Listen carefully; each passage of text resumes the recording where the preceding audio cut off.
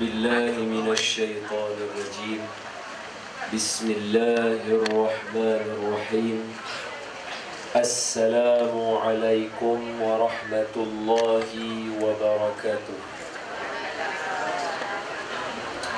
الحمد لله رب العالمين، والصلاة والسلام على أشرف الأنبياء والمرسلين وعلى آله وصحبه أجمعين.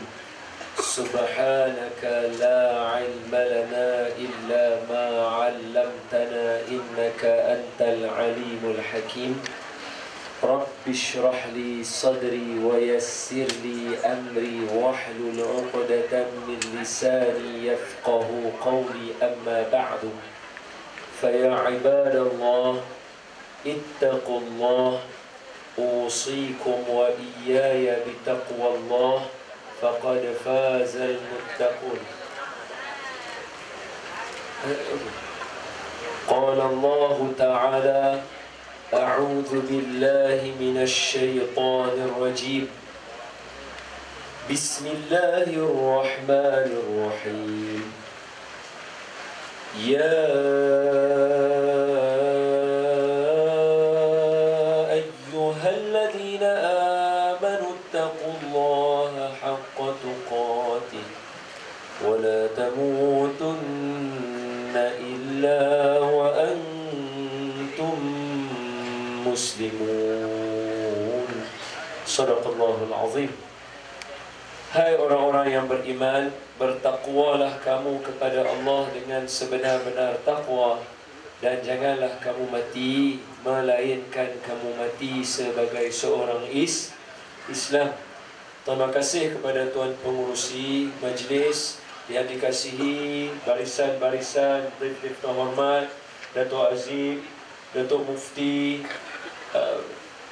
Zakat, Majlis Agama Islam, Waqaf Selangor, Masjid Negeri Selangor, Masjid Negeri Shah Alam, Tuan Imam, Imam Besar, dan semua rombongan yang mai hari ini.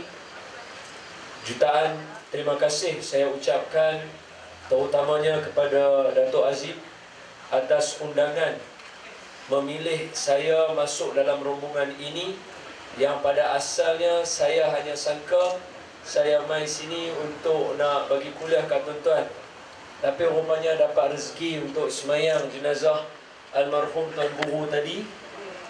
Rezeki saya sungguh. Tak apa, saya kongsi sikit cerita dengan tuan-tuan. Terima kasih banyak-banyak. Mudah-mudahan rombongan yang mai kali ini diberkati oleh Allah Subhanahu wa taala. Dan kepada tuan-tuan ahli qaryah jemaah Masjid Kampung Pahi ini, saya mengucapkan kepada tuan-tuan bagi pihak ahli rombongan, sebagai tuan-tuan rakyat Kelantan, kami mengucapkan takziah kepada tuan-tuan semua atas kehilangan salah seorang mutiara dan juga bintang yang ada di negara kita. Marilah sama-sama kita menghadiahkan bacaan Al-Fatihah kepada almarhum Tuan Guru. Al-Fatihah. أعوذ بالله من الشيطان الرجيم. بسم الله الرحمن الرحيم.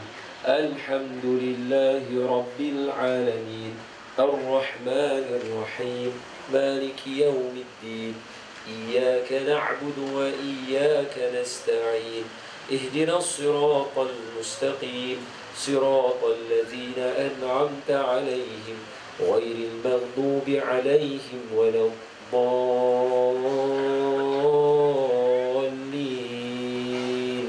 Dhalin. Amin. Dan kepada para alim ulama, asatizah, ustazah, ada salah dan silap dalam penyampaian saya, berikan teguran dan nasihat agar kita mudah dan sama-sama mendapat hidayah dan petunjuk daripada ilmu yang datangnya daripada ilmu yang benar, insya-Allah. Baik tuan-tuan, mudah sahaja saya diberi masa beberapa minit sahaja saya nak cakap dengan tuan-tuan. Suatu hari saya berpeluang untuk bagi kuliah di negeri saya sendiri di Pulau Pinang. Saya kena bagi kuliah maghrib. Jadi bila saya diminta untuk bagi kuliah maghrib, saya piawai dengan mak saya, ayah saya, sebab balik kampung, so saya piawai. Sampai awal lebih kurang dalam 15 minit sebelum masuk waktu, duduk salam-salam dengan pakai yang ni. Oh, ini di sini. Salam dengan semua orang macam tadi kita masuk salam. Saya masuk ke dalam masjid, tiba-tiba Tok Siap mai jumpa saya. Dia kata, "Ustaz, saat lagi lepas sembahyang maghrib, boleh tak kita sembahyang jenazah dulu? Sebab ada jenazah seorang hari ni petang tadi baru meninggal." Saya kata, "Okey, tak apa. Mana jenazah tak nampak pun." Dia kata, "Ada dekat luar." Saya pun keluar tengok ada satu orang lelaki muda. Lebih kurang usia dia 24 tahun, 25 tahun. Lelaki muda sedang memegang satu bungkusan kain batik. Maknanya hak tu lah yang kata jenazah tadi, baby. Duduk dalam kain batik, ayah dia pegang. Duduk tunggu nak masuk maghrib, nak letak, nak sembahyang. Pegang. Saya jumpa ayah dia, saya kata ke ayah dia, Tuan Haji, saya kata, "Abang, Assalamualaikum." Saya ucap takziah. "Ini anak abang ke?" "Ya, saya." "Berapa umur dia?" Maka lelaki tu kata, "Umur anak saya 3 hari, Ustaz." Okey, itu cerita dia. Maka lepas sembahyang maghrib, sembahyang jenazah. Habis sembahyang jenazah, saya bagi kuliah. Saya sebut apa yang saya nak sebut kat tuan-tuan semua sekarang ni. Apa dia? Tuan-tuan, dengan sebab ada kuliah saya malam itu di masjid itu, orang yang sembahyangkan jenazah baby tadi adalah seramai 1000 orang. Dan baby tadi usianya hanyalah 3 hari. Dia baru hidup 3 hari atas muka bumi. Allah pilih dia tu untuk 1000 orang sembahyang jenazah dia. Jadi saya ambil kita semua hari ni yang ada ni, bersempena dengan hilangnya satu mutiara yang berharga. Saya nak tanya kita, agak-agak tuan-tuan lah dengan adanya kita di atas muka bumi. Bukan 3 hari. Umur saya saja 30 tahun lah. Ada tuan-tuan 33, ada 43, ada 53, ada 73. Agak-agak berapa ramai orang nak sembahyang jenazah kita. Budak tu baru 3 hari. Allah pilih dekat dia 3 hari je dia duduk atas muka bumi. 1000 orang mendoakan, "Ya Allah, jadikanlah anak ini manfaat kepada mak bapak dia di akhirat sana." Dan saya nak beritahu tuan-tuan, tadi kalau ikut laporan yang terkini daripada Imam Besar beritahu, Astro mengumumkan yang ada tadi semayang jenazah Tuan Guru, umur Tuan Guru 84, yang semayang jenazah dia 35,000 orang, tuan. Allah. Dah, kok mana pun saya kena habaq. Sebab saya ada BA, tuan-tuan ada BA. Apa dia? Saya ada bakal arwah, tuan-tuan apa akan jadi bakal arwah? Sama Mau tak mau, kita semua akan mati. Banyak sikit orang semayang jenazah kita, betul. Hak tu bukanlah ukuran yang menentukan kita ni siapa dia. Betul, hak tu saya tak kata salah. Tetapi hak ramai tu menunjukkan lagu mana orang meletakkan. Allah pilih orang itu sama macam budak kecil tadi tu. Baru 3 hari ya. Allah pilih kat dia 1000 orang semayang jenazah dia, tuan-tuan. Maka pesanan ringkas daripada saya ni, saya nak ajak kita hari ni, jom tuan-tuan buat beberapa perkara. Pertama, marilah sama-sama kita jangan bergaduh. Dah tak ada masa dah untuk kita bergaduh. Hidup ni terlalu singkat. Kok mana pun kita berbeza. Hari ni mungkin orang berselisih dengan kita, esok-esok kita berselisih dengan orang. Habis kalau kita mula bergaduh dengan orang, kalau esok orang nak bergaduh dengan kita, siapa kita nak marah pula? Jadi janganlah kita yang mana hadir hari ni dengan usia kita. Sebab yang ada depan saya ni, saya yakin yang ada depan saya ni hak kecil-kecil sikit dah. Yang besar-besar, yang dewasa, semua dah ada, ramai dalam ni. Jadi kita dewasa, jangan gaduh, tuan-tuan. Jangan gaduh. Jangan kita korek apa yang ada dalam hati orang. Maaflah kalau saya sebut benda ni, maaf saya sebut. Tadi pun Perdana Menteri turun. Ada juga kawan-kawan kita kata, tu pi ikhlas, kita ikhlas tu. Jangan kata lagu tu, kita bukan tahu hati manusia. Jangan kita ambil kuasa Allah Ta'ala. Kita hari ni perbajak amalan untuk diri kita. Sama macam selawat ke atas baginda Nabi. selawat, kita kata, jom tuan-tuan, hari ni hari Jumaat, kita selawat. Kita selawat. Untuk siapa? Bukan untuk Rasulullah. Sebab Allah suruh kita selawat, manfaat dapat kat kita. Sedangkan bila kita kata, jom selawat ke Nabi, kita bukan kata, sallaina ala nabiyina. Mana ada? Kita kata, Allahumma salli ala Muhammad. Tetap kita minta Allah juga selawat ke Nabi. Bukan kita yang hantar selawat kita, tak ada. Kita minta Allah juga yang tolong selawat ke Nabi juga. Apa dia? Allahumma salli ala Sayyidina Muhammad. Untuk apa? Untuk kita sebenarnya selawat tu.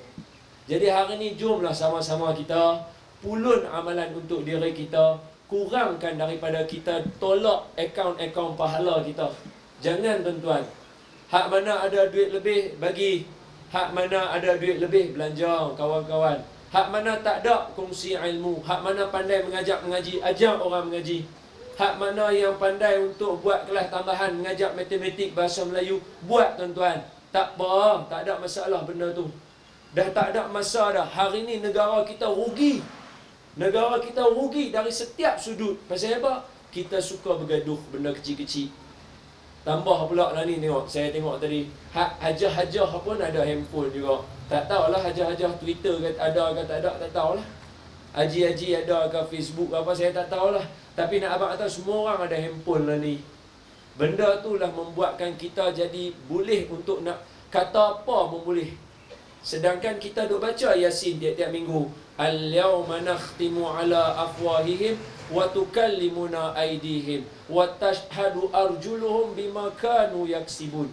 Tangan jadi saksi, kaki jadi saksi.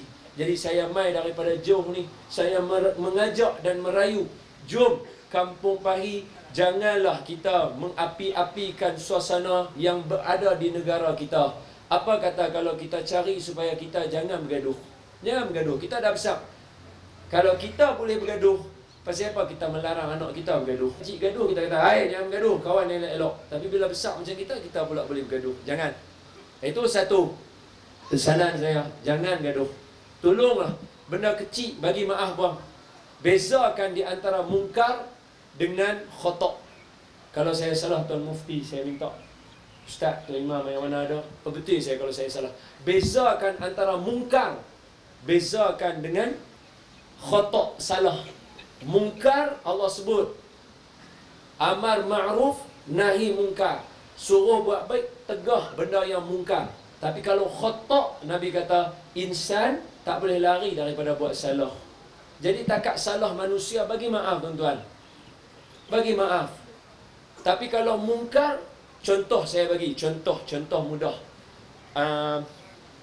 Kita hari ni, bila mana kita kata budak-budak jalan depan orang tua-tua tunduk. Bagus, tu adab, tak salah, tu tak salah, tu bagus. Jadi budak-budak jalan depan orang tua-tua tunduk. Tapi bila mereka tak tunduk, kita marah dia. Hai, pasal apa depan orang tua-tua jalan tak tunduk? Kita marah dia. Baguslah marah tu. Tapi beza pula dengan budak-budak lambat semayang maghrib. Tak marah pula. Sedangkan jalan depan orang tua-tua tu salah manusia. Tapi lambat semayang maghrib, lengah-lengah semayang maghrib, itu satu perkara yang kalau sengaja mungkar. Tapi tak ada siapa tegur. Tak semayang subuh, ketuk-ketuk pintu, budak-budak letih, biar pergilah kat mereka. Hai, itu mungkar. Nampak? Kita tak boleh beza benda tu. Jadi saya pesan, ingat, jangan bergaduh. Yang kedua, tolonglah tuan-tuan, saya minta yang ada ni, janganlah tinggalkan Al-Quran. Tak ada benda yang ada atas muka bumi ni yang sama dengan kita membaca Al-Quran. Saya tengok Tuan Imam pun tadi dalam kapal terbang dengan saya pun duduk mengaji juga. Jangan tinggal Quran. Maafkan saya ya, kalau ada sebahagian insan di luar sana yang dia rasa kalau dia tengok Facebook dengan menegah orang-orang buat salah dalam Facebook boleh menggantikan dia membaca Al-Quran. Saya pesan, benda tetap tak sama. Benda tetap tak sama. Tuan-tuan jangan tinggal baca Al-Quran. Biarlah suatu hari, kata Syekh Nuruddin dalam kitab karangan beliau, kata guru kami Syekh Nuruddin Marbu' Al-Banjari hafizahullah ta'ala wa nafa'ana wa iyyakum bi'ulumihi fi darain amin. Kata Syekh Nuruddin, Suatu hari ada seorang lelaki datang bertemu dengan Imam Asy-Syafi'i. Kemudian dia bertanya Imam Asy-Syafi'i rahimahullahu ta'ala, apakah dalil yang digunakan oleh Imam Asy-Syafi'i dalam menetapkan bahawa hukum Islam ada Quran, ada hadis, ada ijma' ulama. Ijma' ulama ni ambil dalil kat mana? Bila ditanya macam tu, Imam Asy-Syafi'i kata, tunggu, bagi saya balik cari. Esok saya bagi jawapan. Esok Imam Asy-Syafi'i datang dalam keadaan mata Imam Asy-Syafi'i seolah-olah seperti bengkak. Kenapa? Imam Asy-Syafi'i menelaah malam itu sampai tak tidur. Bertemu dengan lelaki itu esok, Imam Asy-Syafi'i baca sepotong ayat Al-Quran. Maknanya Imam Asy-Syafi'i berjaya jumpa juga ayat, walaupun ayat tu tak menjelaskan kata kena ikut, tetapi ayat tadi tu ada mengatakan bahawa orang-orang yang terdahulu yang berada bersama Rasul dan yang mengikut mereka, mengikut jemaah orang Islam, ayat tu sebut. Maka kata apa Imam Asy-Syafi'i? Bermula daripada malam tu, aku tiap-tiap hari khatam Al-Quran 3 kali. Tengok tuan-tuan, nak cari jawapan dalam Al-Quran ada, cuma kita aja tak reti. Maka tak ada benda atas muka bumi yang boleh menyamai dengan membaca Al-Quran kalau kita tak baca Al-Quran.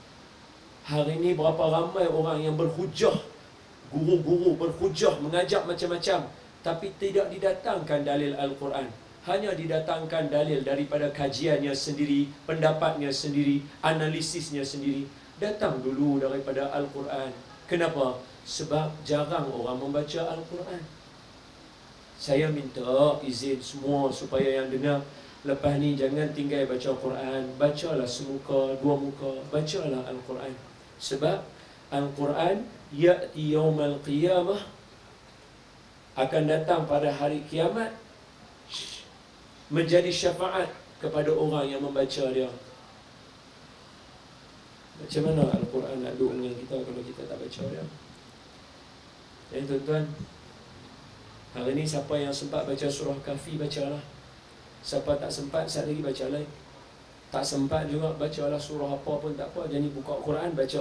Yang saya sebut tadi kat tuan-tuan, baca. Saya tak kata hafal. Hak hafal lain, hak hafal tak apa. Tuan-tuan hafal ayat kursi, tuan-tuan hafal apa, tak apa. Yang tu tak apa tuan-tuan.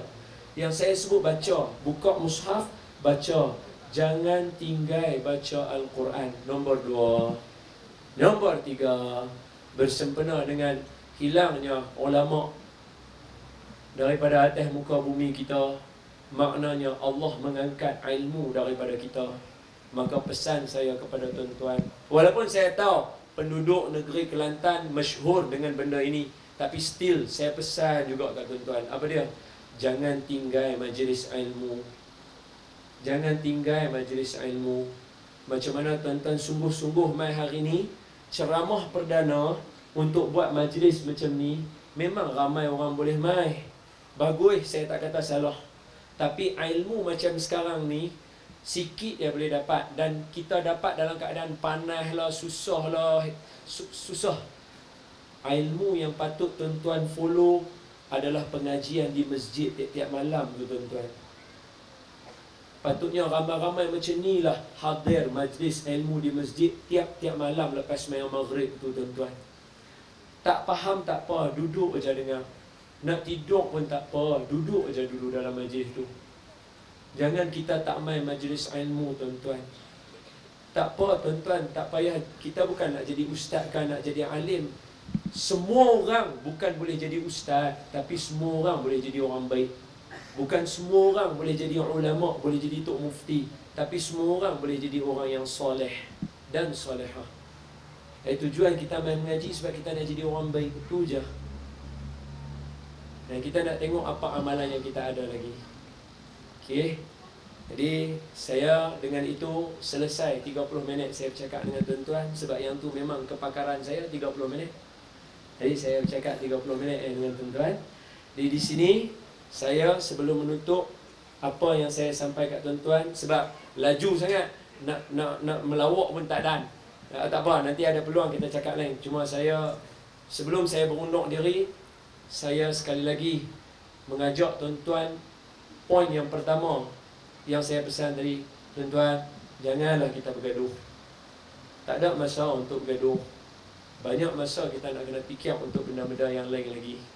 Okey, salah silap antara kita itu perkara biasa. Saya buat salah juga. Tuan-tuan kenal saya Ustaz Don. Tuan-tuan tak kenal saya masa saya The Don. Tuan-tuan tak kenal masa tu. Hak yang mengaji dengan saya tadi, masa saya rezeki saya tadi, masa saya ada dekat tempat tuan guru. Saya pi bukan nak pi sampai ke dalam, tak ada. Elok saya sampai dia dengan kawan-kawan, tengok-tengok kawan mengaji dengan Mesir saya. Jadi apa nama unit amal. Woi Don, sini. Panggil saya, terus masuk dalam. Elok sampai sekerat pula, lagi seorang kawan. Masuk dalam sikit, sepupu saya pula ada. Don, masuk, panggil. Lah dapat saya semayang dalam 2-3 baris belakang almarhum jenazah tuan guru. Rezeki tuan-tuan. Cuma saya nak sebut kat tuan-tuan apa dia tadi? Tuan-tuan, jangan bergaduh. Okey, ada banyak masa lagi yang kita guna untuk fikir. Sebagai contoh satu je. Mana tuan imam? Masjid ni berapa umur dia? Berapa? Umur masjid ni 25 tahun lah. Oh, lama tu. Masya Allah. Saya bagi cadangan sikitnya. Tuan-tuan, ni contoh lah. Saya bagi contoh. Katalah yang mai semua hari ni sungguh-sungguh penduduk sini. Ni hak mai ni kalau katalah penduduk sini, hidup matiku memang di sini. Dan masjid ni kita punya, orang kata apa, kita punya khairiah kita lah. Ni masjid ni. Jadi saya tengok sekali lalu lebih kurang tambah tolak. Saya kata yang ada hari ni, ni dengan saya 200 orang. Contohnya, masjid buat keluar akta. Penduduk Kampung Pahi setiap hari wajib daripada masjid lah, wakafkan duit sehari RM1. Sehari RM1. Ni ada 200 orang. Jadi tiap-tiap hari semua mai semayang bubuh RM1. Daripada pukul 8 pagi sampai pukul 6 petang tu RM1 dah minta lagi.